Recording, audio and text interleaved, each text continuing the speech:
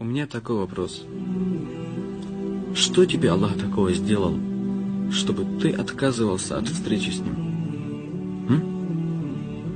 Пропитание Он дает, здоровье Он дает, безопасность обеспечивает. Неужели так трудно найти всего лишь 5 минут для намаза, в то время, когда Он дает тебе все? К Нему обращаясь в поклоне земном, признай то, что Юнус признал: нет божества, кроме Тебя, пречистый. Воистину, я был одним из несправедливых. И чаще Его поминай на земле, чтобы упомянули Тебя на небесах. يا أخي ذنب النواصي أدرك غريب